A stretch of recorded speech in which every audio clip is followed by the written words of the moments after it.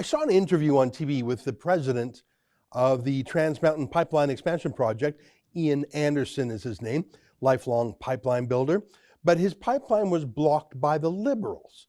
It's actually supposed to be done by now. Really, of all the pipeline proposals, it should have been the easiest to get done. There's another pipeline called the Northern Gateway Pipeline Project. It was going to be wonderful. It was partially owned by local Indian bands along the route. How awesome is that? As the name suggests, it was a northern route, so many of the jobs would go to Indian bands that have very little economic activity. But alas, Gerald Butts didn't like it. Because the real alternative is not an alternative route, it's an alternative economy. What a destroyer. Energy East was another wonderful proposal, truly a national unity project like the Trans-Canada Highway. It would have taken oil from Alberta and sent it to the largest refinery in Canada, which you may not know is in New Brunswick.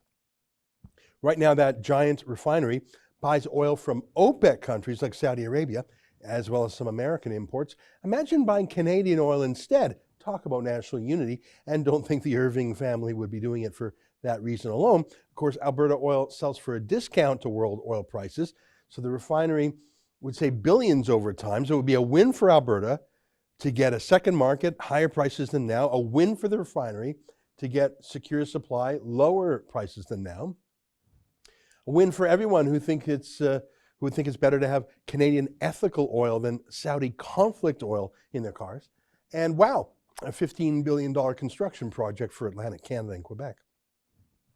Alas, Trudeau killed that too. So Trans Mountain was the last big one. In a way, it was the easiest one. It already exists. See, it was built, I don't know, almost a century ago, if you can believe it, through the Rocky Mountains in the 1950s. Seriously, the pipeline is almost 80. It's a marvel of engineering. But my point is the path is already there. They were just doubling the pipeline on the path. So they do have to dig it up and refurbish it and make it bigger and more modern, more high-tech. But the route is already there. No one can say it's invasive. Check this out. This is what the pipeline looks like for the vast majority of its route. You can't see it because it is buried underground. This is from a Liberal on Twitter, by the way, who says, for anyone wondering, this is what the current Trans Mountain Pipeline looks like outside of beautiful Jasper, Alberta. Note, the pipeline is buried underground. Well, pleased to see a Liberal saying that. It's underground. You wouldn't even know it's there. So it's not ugly like massive wind turbine farms. There's no chance of it derailing like massive oil tanker trains. No one even notices the pipeline's there.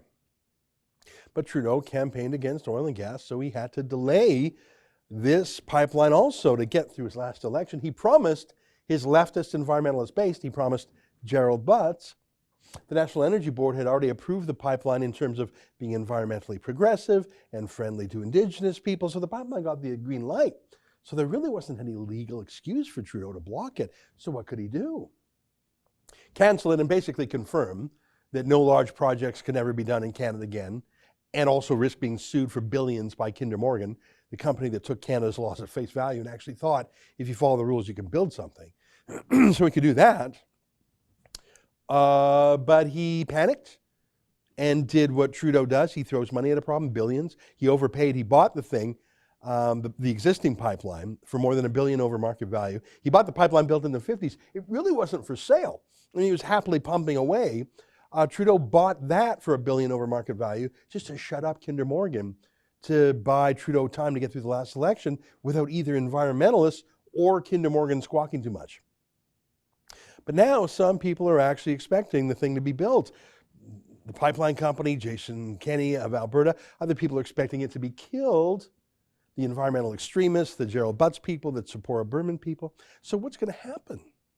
Well, here's an interesting interview with the boss of the pipeline, Ian Anderson, who was on Bloomberg TV being interviewed by Tara Weber, who I thought asked some pretty good questions. Here's the first one. What do you think of this? I think it's fair to say another challenge that you're likely going to face will be protesters as we head towards those areas. How do you anticipate dealing with that? Yeah. We keep a close eye on activity. We obviously, don't discourage, law-abiding, peaceful protest activity. That's everybody's right in our society, and we don't discourage that. But to the extent that it impedes our work at our work sites or threatens or causes unsafe conditions, then we'll take immediate action. We're prepared for whatever might come our way, but at the same time, we're really hopeful that it's going to be peaceful and law-abiding, and that the men and women working on this project can continue to. I like that answer. He's fine with peaceful protests. That's excellent. He's all for safety. That's excellent. But if someone blocks things, he'll take immediate action. Really? What does that mean? That means he'll go to court. Okay, that's what law-abiding people do. He might even get a court injunction. I'm sure he's got a half a dozen already. He's a collector. All oil and gas and forestry and coal and mining companies are connoisseurs of court injunctions. They have very many of them, very expensive. But as Stalin once said about the Pope, how many divisions has he got? As in, thanks for the sentiments, how can you enforce it? Thanks for the injunction. Let me show you what the injunction looks like in northern BC. Here's Cian Bexty visiting people who were the subject of several injunctions in a northern BC pipeline. This one's for natural gas. Yeah, what I would suggest is you guys just go and then maybe come back later in the night. Could I just pop out, grab some footage? No footage. Yeah, just talk to the hereditaries down there before you come up. Maybe you can have There was no hereditary. Would they meet us up there? do some investigating, and I'm sure you'll come across them. Hey, could I ask one question before we go? You guys are using tires and gasoline. Is that hypocritical at all, given that you want to stop a pipeline? No, we're going. We're directing you to the hereditary chiefs now, so you can go. All right. Cian went back up there again to a town where illegal blockaders have been there so long they've actually set up little houses. They're there permanently. This blockade has been going on, from my understanding, for months, if not years, along with these tiny houses that have been built here. That is where they get their name, the Tiny House Warriors.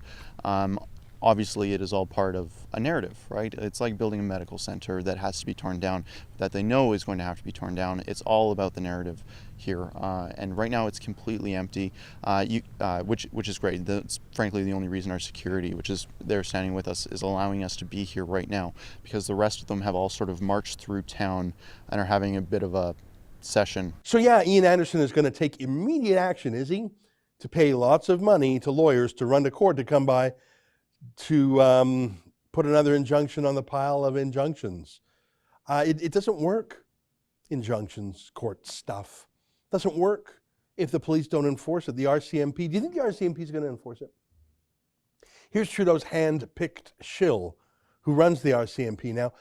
Brenda Lucky is her name. I've literally not heard a single police officer anywhere ever say a good word about her. She's Trudeau's man down to her bones. You can tell by her letting him slide on SNC Lavalin, by her letting him slide on weed charity corruption. If Trudeau's hand-picked puppet doesn't take immediate action, what exactly is Ian Anderson going to do with all those injunctions? Injunctions? We got a sale on injunctions. Buy 4, get your 5th free. Here's some more from Tara Weber's interview with Ian Anderson on Bloomberg. She basically asked him that same question.